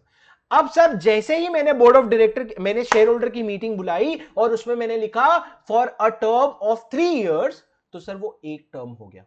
अब जब 3 साल खत्म होंगे, अब जब 3 साल खत्म होंगे और मेरे को उसको एक और बार अपॉइंट करना है, तो that will amount to reappointment and I will have to pass a special resolution this time. तो सेम प्रोसेसर, नोटिस भेजे, हमने बोला हमको शुभम को रीअपॉइंट करना है। अब आपके पास वापस से ऑप्शन है कितने साल के लिए रीअपॉइंट करना है, 5 साल के लिए, 4 साल के लिए, 3 साल के लिए। हमने बोला चलो 4 साल के लिए रीअपॉइंट करते हैं। तो सर आपके पास ऑप्शन है, आप एसआर पास करके 4 साल के लिए रीअपॉइंट कर दो, लेकिन सर बस एक बार रीअपॉइंट कर सकते हो, क्योंकि आपका maximum term for a independent director can be 2। उसके बाद सर, उसके बाद आपका थर्ड टर्म शुरू ही नहीं होने देंगे, हम थर्ड टर्म शुरू ही नहीं होने देंगे, बल्कि सर जब आपका सेकेंड टर्म खत्म हो जाता है ना, तो उसके बाद एक बहुत इंटरेस्टिंग प्रोविजन आता है, उसको कहते हैं कूलिंग पीरियड, उसको कहते हैं कूलिंग पीरियड। क्या मतलब है सर? कूलिंग पीरियड का मतलब क्या है कि भाई 2 साल कंपनी में काम कर लिए ना, अब जा ठंडा हो जा, कंपनी से तेरे को किसी भी तरह का डायरेक्ट या इनडायरेक्ट एसोसिएशन नहीं रखना होगा। मतलब सर सुनो, अगर शुभम जियो में इंडिपेंडेंट डायरेक्टर अपॉइंट हुआ था ना दो टर्म के लिए, तो सर वो Akash Gupta, can we change the period of term in between? No, once appointed आप उसको निकाल सकते हो, आप ऐसा कम नहीं कर सकते कि 5 साल की जगह 3 साल कर दिए, नहीं, आप उसको निकाल सकते हो, वो अलग चीज है, लेकिन आप पीरियड कम नहीं कर सकते। सुनो सुनो सुनो सुनो सुनो, sorry sir sir sir sir sir अब मैं ये बोल रहा हूं कि जब आपका 2 टर्म खत्म हो जाएगा ना, उसके बाद 3 साल का कूलिंग पीरियड होगा। कूलिंग पीरियड मतलब क्या, अगर शुभम सिंघल जियो में इंडिपेंडेंट डायरेक्टर सर्व कर लिया ना, तो उसके बाद वो जब इंडिपेंडेंट डायरेक्टर की पोजीशन से उतर जाएगा, उसके बाद ना वो ऑडिटर की सर्विस दे सकता है, ना वो कंसल्टेंसी सर्विस दे सकता है, ना कुछ भी सर्विस, किसी भी तरह का डायरेक्ट या इनडायरेक्ट प्रोफेशनल एसोसिएशन नहीं रखोगे सर, आप नहीं एसोसिएटेड रहोगे। That is called as cooling off period. The cooling off period is for 3 years। My question to you, sir क्या फर्स्ट टर्म के लिए अपॉइंट किया 5 साल के लिए, I appointed for 5 years for the first term, उसके बाद कोई रीअपॉइंटमेंट नहीं किया सर, मतलब फर्स्ट टर्म खत्म हुआ, बस हम चुप रह गए, हम बोले निकल रहे, चलो खत्म, तो क्या सर फर्स्ट ईयर के बाद भी 3 साल का कूलिंग पीरियड लगेगा? Is the cooling period applicable for after the first term also if the second term does not start? Yes sir, the cooling period will be applicable even after the first term। cooling period कब applicable होता है sir? जब आपका association खत्म हो जाता है। Second question to you sir, सुनो ना, लॉ कहता है कि आप 2 टर्म के लिए अपॉइंट हो सकते हो for a period of 2 term. Total कितना होगा sir? 2 term up to 10 years हुआ टोटल, ठीक है। तो सर मैं ये बोल रहा हूं कि अगर एक डायरेक्टर एक टर्म के लिए अपॉइंट हुआ था 2 साल के लिए, फिर दूसरे टर्म के लिए अपॉइंट हुआ था 2 साल के लिए, तो टोटल कितना हुआ सर? 4 साल के लिए। अब वो बोल रहा है मेरे को बस एक और टर्म के लिए अपॉइंट कर दो 6 साल के लिए, ताकि मेरा टोटल 10 साल हो जाए। क्या ऐसा हो सकता है सर? नहीं हो सकता। क्यों सर? 2 टर्म, एक टर्म 5 साल का है। अब सर लास्ट सबसे important question, please soon low, please soon low, please soon low sir.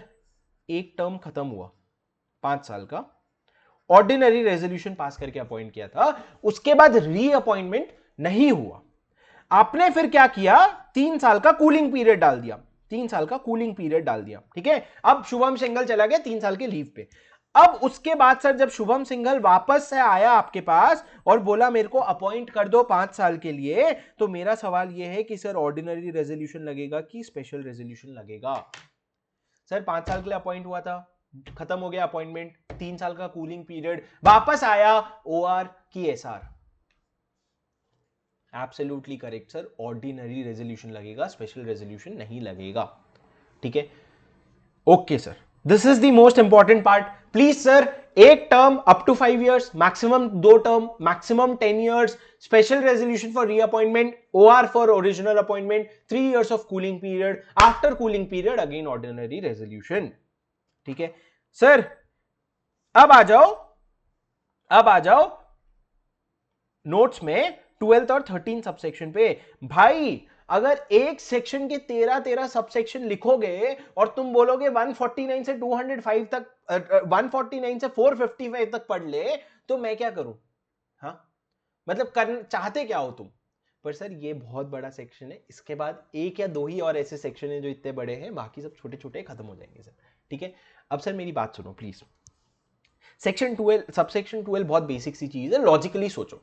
Sir मेरे को एक बात बताऊं, आप अभी तक ये तो समझ गए कि इंडिपेंडेंट डायरेक्टर का डे टू डे ऑपरेशन में काम नहीं हो, ऐसा बैठ करके कंपनी कैसी चल रही है देखता है, अरे मजा आ रहा है, मस्त चल रही है। पर सर एक बात बताओ, अगर तुमने जीएसटी का कोई नॉन कंप्लायंस किया एक कंपनी में, अगर जीएसटी का तुमने कोई नॉन कंप्लायंस किया और जीएसटी एक्ट में लिखा है कि ये नॉन कंप्लायंस के लिए ना डायरेक्टर्स रिस्पॉन्सिबल हो जाएंगे, तो मेरे को एक बात बताओ लॉजिकली, क्या उस रिस्पॉन्सिबिलिटी के लिए क्या इंडिपेंडेंट डायरेक्टर रिस्पॉन्सिबल होना सेंस बनता है? भाई इंडिपेंडेंट डायरेक्टर का क्या काम भी था कि जीएसटी का कंप्लायंस करे? नहीं सर, वो काम तो था मैनेजिंग डायरेक्टर का, होल टाइम डायरेक्टर का, जो डे टू डे अफेयर्स में इन्वॉल्व है। जो इंडिपेंडेंट डायरेक्टर होते हैं या सो टू से जो नॉन एग्जीक्यूटिव डायरेक्टर होते हैं, उन लोगों का ये काम नहीं होता सर कि डे टू डे अफेयर में इन्वॉल्व हो। तो सर इंडिपेंडेंट डायरेक्टर और जो नॉन एग्जीक्यूटिव डायरेक्टर होते हैं ना, वो रिस्पॉन्सिबल होंगे सिर्फ सिलेक्टेड सिनेरियो में, हमेशा रिस्पॉन्सिबल नहीं होंगे सर, वो सिर्फ सिलेक्टेड केसेस में वो रिस्पॉन्सिबल होंगे। कौन से केसेस में रिस्पॉन्सिबल होंगे सर? सोचो, वो उसी चीज के लिए रिस्पॉन्सिबल होंगे ना जो उनको पता था। मतलब अगर कोई गलती हो रही है, वो बोर्ड रेजोल्यूशन के थ्रू पास हुआ है या बोर्ड मीटिंग के थ्रू पास हुआ है, उनके नॉलेज में अकर हुआ है और उन्होंने खुद सहमति दी है वो करने की, तभी वो रिस्पॉन्सिबल होंगे ना, नहीं तो उनको रिस्पॉन्सिबल बोल के क्या मतलब है? तो लॉ ने प्रोविजन बनाया कि भैया independent director and non-executive director not being a key managerial person or promoter of the company. Non-executive director वैसे भी key managerial person नहीं होता है sir. KMP is not a non-executive director. ये सारा जो मैं बकवास कर रहा हूं ना, executive non-executive KMP non KMP, ये सारी चीजें आपकी क्लियर हो जाएगी थर्ड चैप्टर में. अभी आप इंपॉर्टेंट वाला पॉइंट समझो कि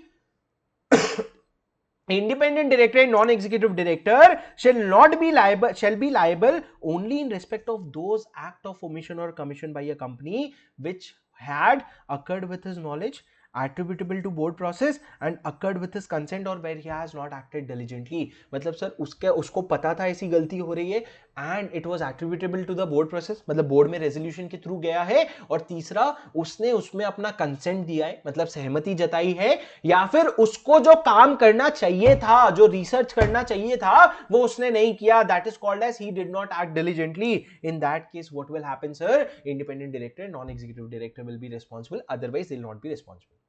अब सर सेक्शन 13 बहुत इजी है, आपको देखते ही समझ आ गया कि सेक्शन 152 सब सेक्शन 6 और 7 जो है वो इंडिपेंडेंट डायरेक्टर को प्रोविजन एप्लीकेबल ही नहीं होगा. सर नहीं समझ आया, मेरे को पता है, अभी आज ही पढ़ेंगे अपन 152 सब सेक्शन 6 और 7, तब आपको समझ आ जाएगा. लेकिन एक चीज ध्यान रखो, मैं वहां रिकॉल करवाऊंगा. यहां पे क्या लिखा है 149 सब सेक्शन 13 में, इंडिपेंडेंट डायरेक्टर का जो प्रोविजन है वो 152 सब सेक्शन 6 और 152 सब सेक्शन 7 को नॉट एप्लीकेबल है. ठीक है, मजे सर, समझ आ गया. 149 समझा सर? बताओ हाँ तो मैं आगे बढ़ूंगा. बताओ हाँ. घर वाले मेरे को डांटते रहते, बोलते तू इतना चिल्लाता क्यों रहते. सुनो सुनो ना, समझ आया सर? 149 सिंपल है. जो फर्स्ट टाइम पढ़ रहे हैं बिल्कुल भी टेंशन मत लो. आज पढ़ा, आज एक बार पढ़ो, मैं रिवाइज करवाऊंगा, मैं रिवीजन मैराथन करवाऊंगा. कैसे नहीं याद होगा भाई, पूरा रटा जाएगा. और अल्टीमेटली तो अपने 2 ही पेज में खत्म हो रहे हैं ना समरी नोट्स में तो. ठीक है, तो सुनो सर, आगे बढ़ते हैं. अब मैं आपको पढ़ाने वाला हूं एक, चलो एक लाइट सेक्शन ले लेते हैं, फिर अपन ब्रेक लेंगे. Sir 150 light.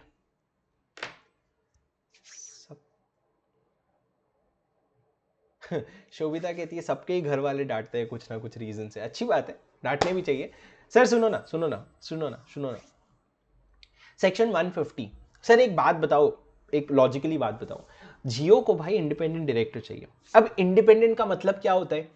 जिसको तुम नहीं जानते, जो तुमको नहीं जानता. भाई जिसको मैं नहीं जानता और जो मेरे को नहीं जानता, उसको मैं कहां से ढूंढ के लाऊंगा मेरे बोर्ड ऑफ डायरेक्टर में बैठाने के लिए? अगर जानता हूं तो तुम बोलते हो अरे रिश्तेदार है इसको मत अपॉइंट कर. तो नहीं जानता अगर मैं, तो कहां से लाऊं उसको? मैं कहीं से तो लाना पड़ेगा ना मेरे को. तो लॉ ने बोला हाँ हम तुम्हारी प्रॉब्लम समझ रहे. तो ना हम क्या करेंगे, हम ना एक चीज बनाना शुरू करेंगे जिसको हम कहते हैं डेटाबेस, या फिर कह लो डेटा बैंक. मतलब क्या सर?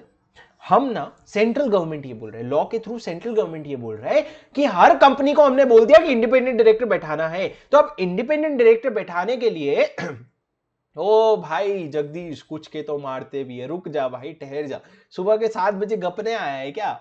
सुनो सुनो सुनो सर, हम ना एक डेटा बैंक बनाएंगे. डेटा बैंक क्या डेटा बैंक बनाएंगे? हम एक डेटा बैंक बनाएंगे जहां हम सारे डायरेक्टर्स, हर वो बंदा जो दुनिया में मतलब इंडिया में, हर वो बंदा जो एलिजिबल है डायरेक्टर बनने के लिए और विलिंग है डायरेक्टर बनने के लिए, मतलब सर वो बनना चाहता भी है और एलिजिबल भी है,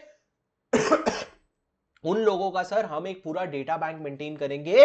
पूरे लाइन से हम लोग उसका लिस्ट मेंटेन करेंगे, ताकि किसी अगर कंपनी को कोई डायरेक्टर अपॉइंट करना है ना, वो इस डेटा बैंक के पास आएगी और बोलेगी भाई लिस्ट दे, तो हम उसको लिस्ट निकाल करके दे देंगे और वो उस लिस्ट में से जिसको अपॉइंट करना चाहती है उसको अपॉइंट कर ले. ठीक है, अब सर एक बात समझो, हमने एक डेटा बैंक बनाया जिसमें हम जितने भी स्टूडेंट्स हैं ना यहाँ पे, हम सबका नाम डाल दिया. ठीक है, अब सर जियो आई उस डेटा बैंक के पास और बोली मेरे को ना मेरे कंपनी के लिए इंडिपेंडेंट डायरेक्टर अपॉइंट करना है, तो तू मेरे को लिस्ट दे.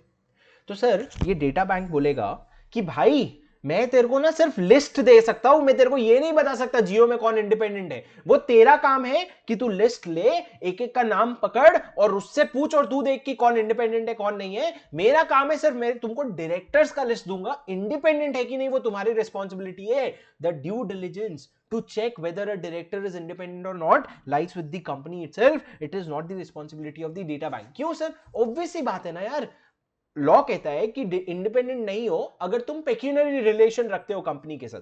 अब पेक्यूनरी रिलेशन है कि नहीं वो जियो जाने और वो बंदा जाने, डेटा बैंक का इसमें क्या रोल है? तो डेटा बैंक ने बोला कि भैया ड्यू डिलिजेंस की पूरी रिस्पॉन्सिबिलिटी कंपनी को होगी, कल को अगर एक डायरेक्टर इंडिपेंडेंट नहीं निकलता है तो उसकी रिस्पॉन्सिबिलिटी पूरी कंपनी की होगी, हमारी रिस्पॉन्सिबिलिटी सिर्फ आपको एक डेटा बैंक देने की है। ठीक है सर।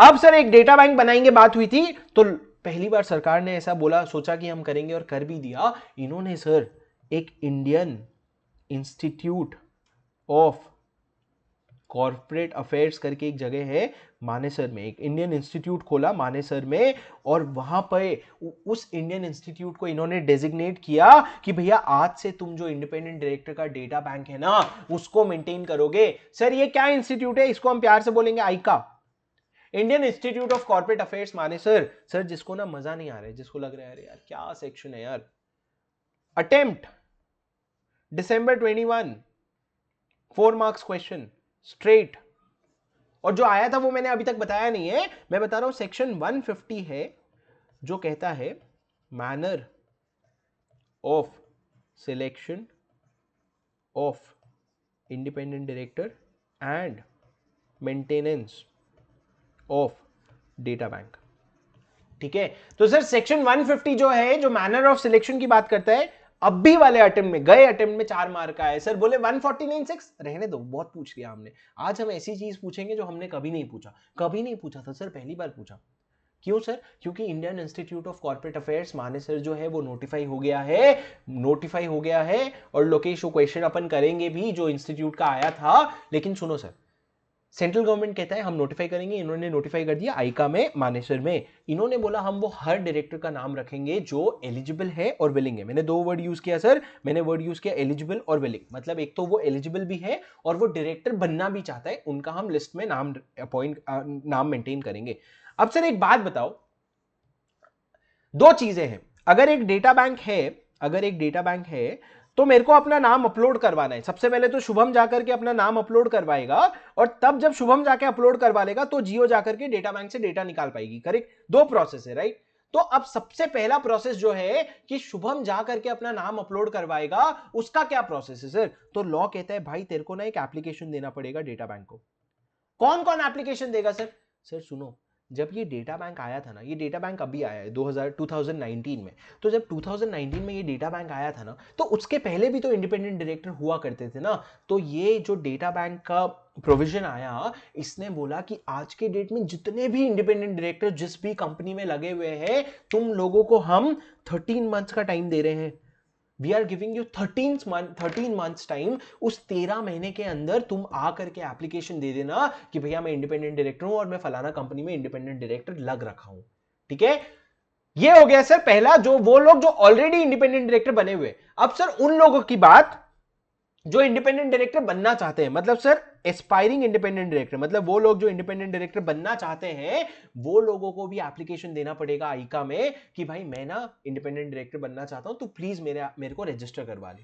ठीक है, अब सर सुनो, जब शुभम एप्लीकेशन देगा, शुभम मान लो, अपन इसकी बात नहीं करते हैं जो एग्जिस्टिंग डायरेक्टर्स थे जिनको 13 मंथ्स में अप्लाई करना था, उनकी बात नहीं करते हैं। सर एक बात सुन रहे हो होश में, 13 मंथ्स का जो टाइम फ्रेम है ना, वो सिर्फ एग्जिस्टिंग इंडिपेंडेंट डायरेक्टर्स के लिए है। जब ये डेटा आया तो रिलायंस इंडस्ट्री में कुछ तो इंडिपेंडेंट डायरेक्टर होंगे ना, वो इंडिपेंडेंट डायरेक्टर को 13 मंथ्स के अंदर अपने आप को रजिस्टर करवाना है। लेकिन जो अभी तक कहीं भी इंडिपेंडेंट डायरेक्टर नहीं लगा है ना, उसको इच्छा अनुसार, उसकी मर्जी है, अगर उसको इंडिपेंडेंट डायरेक्टर बनना है तो उसको रजिस्टर करवाना पड़ेगा।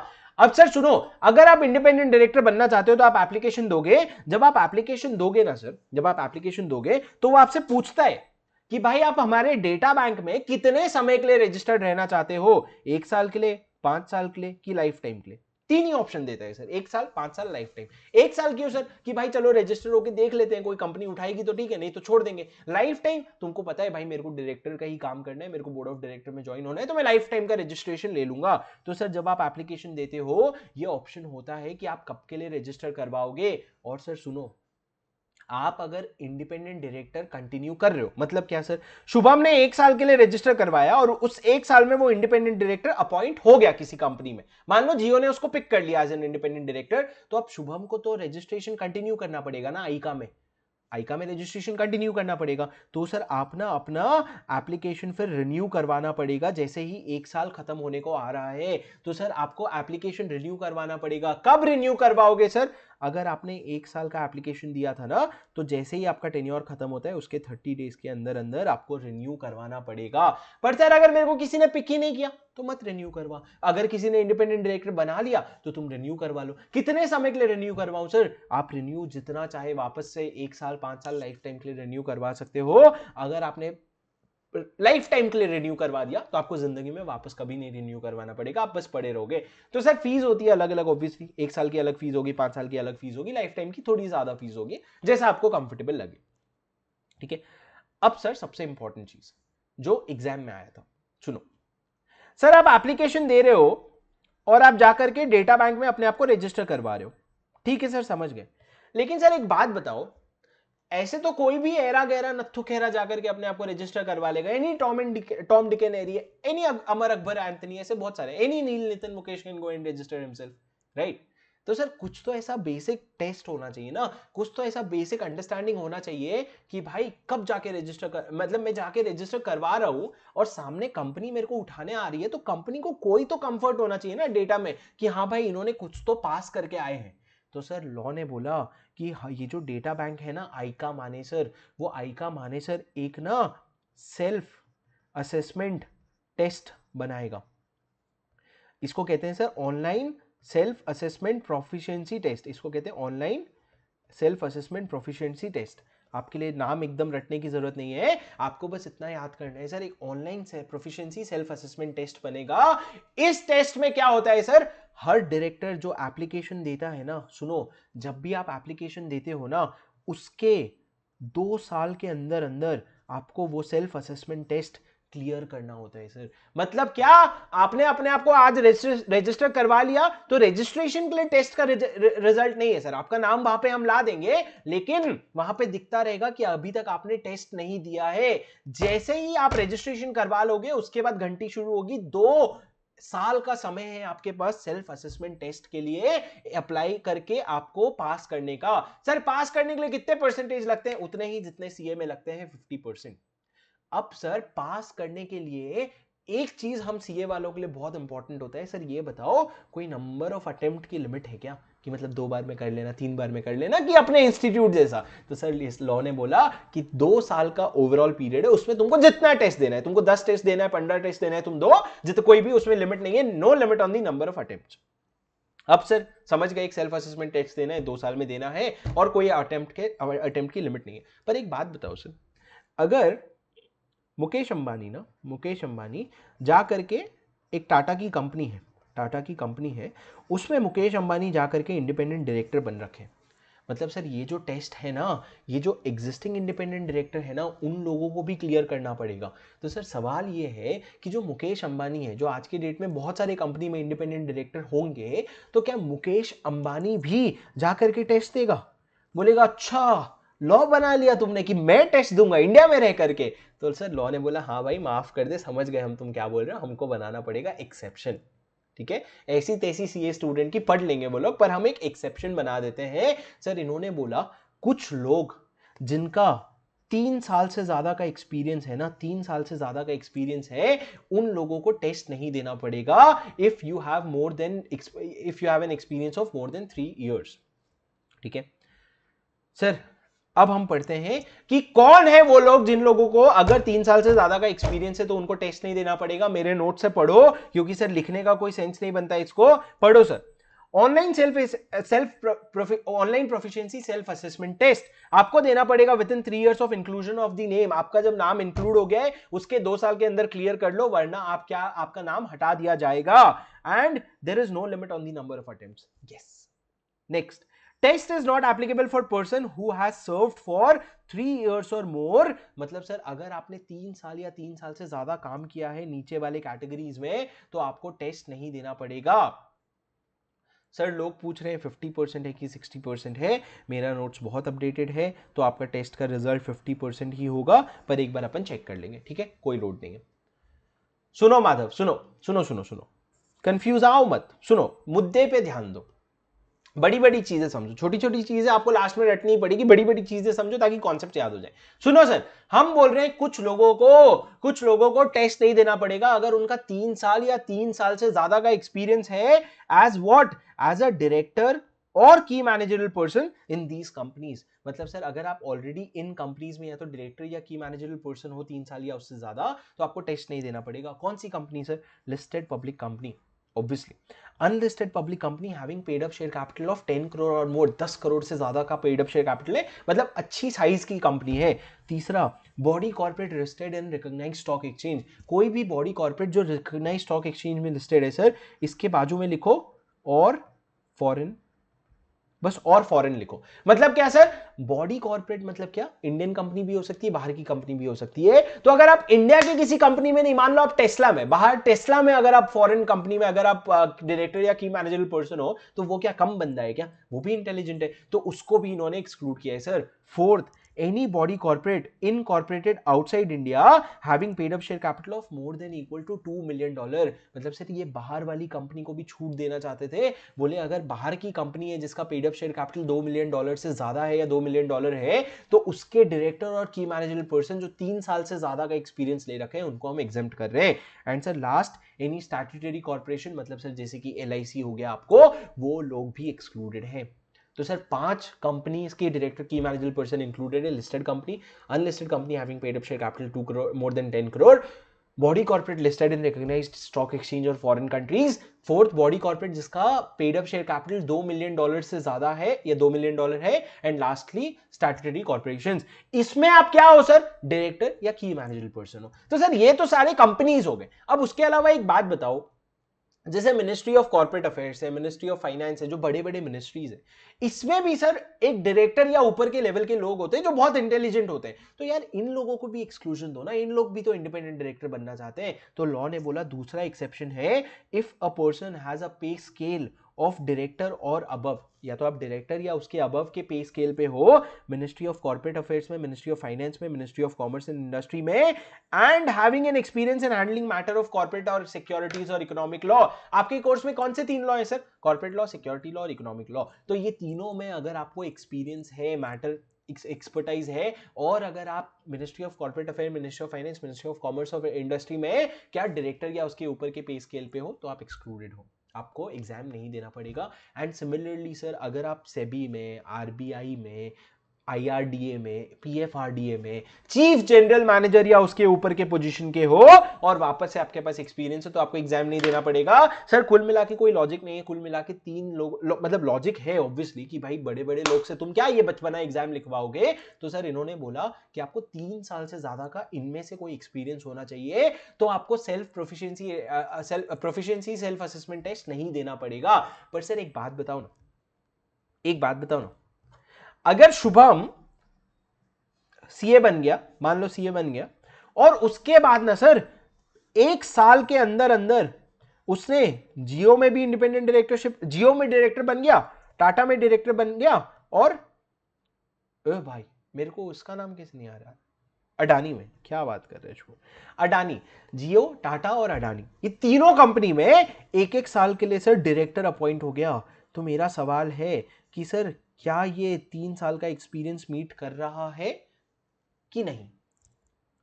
तो सर लॉ कहता है नहीं भाई, हमको इस तरह का नाटक नहीं चाहिए कि 2 महीने का 10-20 कंपनी में हो गया, 1-1 साल का 3 कंपनी में हो गया, नहीं, हमको चाहिए तुमको 3 साल का काम का एक्सपीरियंस होना चाहिए। 3 साल का काम का एक्सपीरियंस देखो 3 साल में ही मिलेगा, वो देखो 6 महीने में, 8 महीने में नहीं मिल पाएगा। So the provision is that if you are director in more than one company, it will be counted as one company for the purpose of calculation of this 3 years का limit। सर समझा? Sir मेरे summary notes में ना जो ऊपर जो ये paragraph है, इसमें सेकेंड पैराग्राफ जो है सर वो काट दो, डेटा बैंक टू इंक्लूड क्या चीज है वो उसको काट दो, वो सर आपके कोर्स में नहीं है, मैंने पिछले बार जोश जोश में डाल दिया था, आपके लिए रेलेवेंट नहीं है, और अपन रेलेवेंट चीजों पे स्टिक करेंगे, इसको काट दो sir, data bank to include, ठीक है। अच्छा एक चीज बताता हूं स्टूडेंट्स को जनरली, अच्छा सुनो सुनो सर, क्या आज तक मैंने आपको रूल्स का नाम बताया? रूल्स का नाम, हम कौन सा चैप्टर पढ़ रहे हैं सर? हम चैप्टर पढ़ रहे हैं appointment and qualification of director. Sir क्या ये चैप्टर का नाम याद करना है? बिल्कुल याद करना है, appointment and qualification of director. Exact जैसा नाम है वैसे याद करना है, appointment and qualification of directors. अब सर मैंने आपको बोला था जब भी एक्ट में कहीं कोई चीजें प्रेस्क्राइब करने की बात की जाती है तो सेंट्रल गवर्नमेंट को पावर दे दिया जाता है जाके रूल्स बना। ठीक है, जैसे कि क्या प्रेस्क्राइब करने की बात हुई थी सर? विमेन डायरेक्टर कौन सी क्लास ऑफ कंपनी को लगेगा वो हम एज में भी प्रेस्क्राइब कर देंगे। तो सर जब प्रेस्क्राइब करते हो ना आप, तो बात आ जाती है रूल्स की। अब सर जब बात आ जाती है रूल्स की ना, तो आपको नाम याद करने पड़ते हैं रूल्स के। तो आप बोलोगे क्या सर अब रूल्स के भी नाम याद करें क्या? भाई कोई रॉकेट साइंस नहीं है। सुनो, हम किस चैप्टर में हैं? Appointment and qualification of directors. Appointment and qualification of director chapter के अंडर जो सारे रूल्स होंगे ना, उसका नाम कैसे होगा देखना, companies appointment and qualification of director rules 2014। Sir सुनो, कंपनीज एक्ट कब आया था? कंपनीज एक्ट कब आया था? कंपनीज एक्ट 2013 में आया था सर। उसके बाद सेंट्रल गवर्नमेंट को 1 साल का टाइम दिया गया कि भाई 1 साल के अंदर अंदर तुमको जो भी काम दिया गया है, जहां प्रेस्क्राइब करनी है, जहां जो करना है, वो 1 साल के अंदर अंदर कर दो। तो सर सेंट्रल गवर्नमेंट ने काफी सारी चीजें 1 साल में कर दी। तो जो रूल्स आए हैं ना, वो रूल्स 2014 में आए हैं for most of the things. ऐसा नहीं है सर आज के डेट में रूल्स नहीं आ रहे हैं, आज के डेट में भी नए नए रूल्स आ रहे हैं, लेकिन most of the thing came in 2014। So this rule will be called as companies appointment and qualification of director rules 2014। तो सर आपको अगर याद रहेगा तो आप लिख सकते हो कि भैया ये रूल के हिसाब से हमने क्या किया, रूल के हिसाब से आप प्रोविजन लिख सकते हो। अब सर मैं रूल की बात क्यों कर रहा हूं? क्योंकि सर जब आप इंडिपेंडेंट डायरेक्टर का डेटा बैंक वाला प्रोविजन देखोगे ना, तो डेटा बैंक का प्रोविजन सर बाद में इन्होंने रूल्स लाया, जैसा कि मैंने आपको बताया 2019 में। तो इन्होंने वो सेम रूल के अंडर नहीं लाया, इन्होंने नया रूल निकाला, बोले companies creation and maintenance of data bank of independent director rules 2019। पर सर ये जो एक अलग नाम है ना, ये सिर्फ इस चैप्टर का एक ही एक्सेप्शन है, उसके अलावा और कुछ नहीं है। इसके अलावा हर जगह रूल्स जहां भी नाम पड़े ना, वहां लिखोगे companies appointment and qualification of director rules 2014। ठीक है, तो सर यहां पे रूल्स का क्या नाम है? Companies appointment and director maintenance of data bank of India of independent director rules 2019। Sir एक चीज बताओ ना, मैं तुमको जब डेटा बैंक की बात बता रहा था तो मैंने तुमको बोला कि 2 स्टेप होते हैं डेटा बैंक में। एक तो शुभम जाकर के अपॉइंट करेगा, बाद में जियो आकर के, शुभम जाके अपना नाम अप्लाई करेगा और फिर जियो आकर के उसको पिक करेगा। गरिमा ऊपर वाला टेबल देखो, ऊपर वाला टेबल, नीचे वाला टेबल अलग है, ऊपर वाला टेबल अलग है। सुनो सर, सुनो सर, सुनो, जो डेटा बैंक मेंटेन होगा ना, उसमें स्टूडेंट, उसमें जो शुभम जाकर के अपना नाम अप्लाई करेगा, रजिस्टर करवाएगा और सर जियो आकर के वो नाम उठाएगा। अब सर अगर हम नॉर्मल जो पर्सन है, अगर हम किसी डेटा बैंक के पास जाएं और बोलें कि यार जरा नाम दिखाना कि कौन कौन से इंडिपेंडेंट डायरेक्टर का नाम आता है, हमको देखना है, तो सर आपको वो डेटा बैंक का एक्सेस नहीं मिलेगा, क्योंकि रूल्स क्लियरली ये बोलता है कि भैया डेटा बैंक के जो रजिस्टर डेटा है उसका एक्सेस सिर्फ उन कंपनी को देना जिसको इंडिपेंडेंट डायरेक्टर का प्रोविजन एप्लीकेबल है। अगर इंडिपेंडेंट डायरेक्टर का प्रोविजन एप्लीकेबल नहीं है तो उसको एक्सेस देने की जरूरत नहीं है। क्या मतलब सर? मतलब सर अगर मान लो एक होली ओन सब्सिडरी जिसको इंडिपेंडेंट डायरेक्टर का प्रोविजन एप्लीकेबल नहीं है, होली ओन सब्सिडरी अगर पहुंच जाती है डेटा बैंक के पास कि जरा ये ले फीस और मेरे को दे डेटा, तो सर वो डेटा आपको नहीं देंगे। वो आपको बोलेंगे कि डेटा आपको इंडिपेंडेंट डायरेक्टर की प्रोविजन एप्लीकेबल ही नहीं है, तो हम आपको डेटा नहीं देंगे। सर यहां पे क्या लाइन लिखा है? Information of data bank shall be available only to those companies that are required to appoint independent director। अगर आपको प्रोविजन ही एप्लीकेबल नहीं है इंडिपेंडेंट डायरेक्टर का, तो हम आपको डेटा भी नहीं देंगे। और सर आप रीजनेबल फी डिटरमाइन करोगे कि भैया कितने फीस पे हम डेटा देने के लिए तैयार हैं, और उतने फीस पे आप डेटा दे दोगे, बस सर। समझा? इसमें और कोई रॉकेट साइंस नहीं है सर इस प्रोविजन में। सर आप एक बार रुक जाओ, अब मैं आपको ना कुछ इंटरेस्टिंग दिखाना चाहता हूं।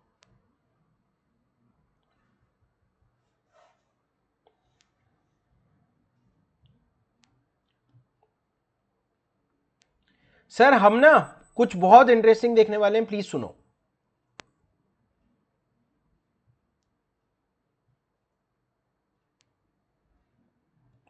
सर ये क्या है पता है? ये क्या है पता है?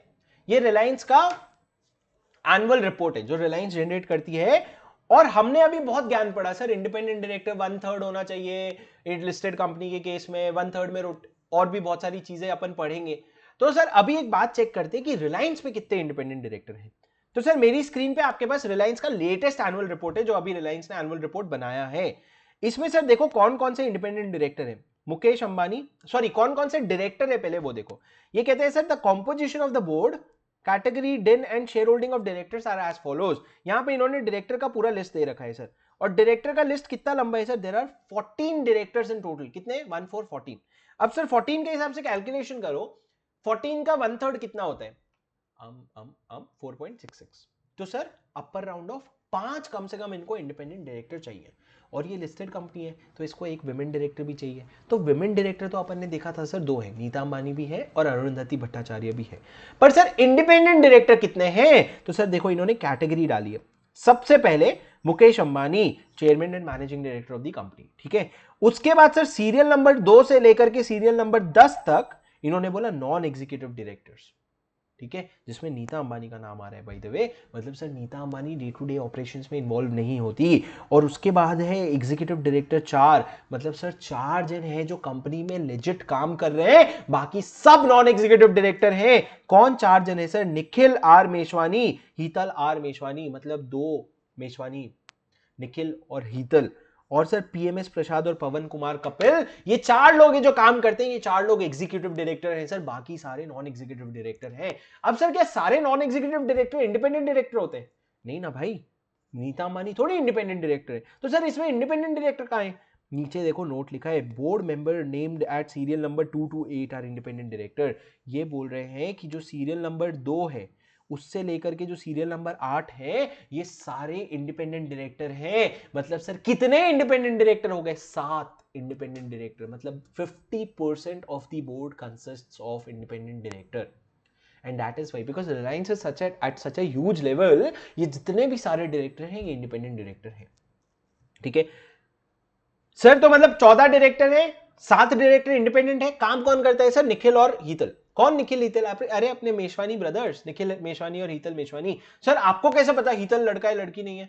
सर अपन ने देखा था ना, सिर्फ 2 ही लड़के हैं, नीता अंबानी और अरुंधति भट्टाचार्य, बाकी सब लड़के। तो सर मेशवानी ब्रदर्स जो है वो पूरा काम करके देते हैं आपके रिलायंस का। अगर इन्वेस्टमेंट है आपका उसमें तो आपको ये सारी चीजें समझ होनी चाहिए। अब सर मैं आपको दिखाना चाहता हूं कुछ और चीजें जो मैं आपको दिखाऊंगा। एक बार अपन सेक्शन 152 कर ले। सर ब्रेक लेना है कि एक सेक्शन पढ़ा के ब्रेक दूं?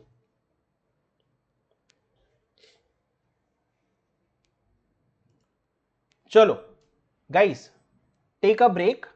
It's 8:18. We'll be back by 8:30 and we'll be starting at 8:30 with a very important section. ठीक है? See you in 12 minutes.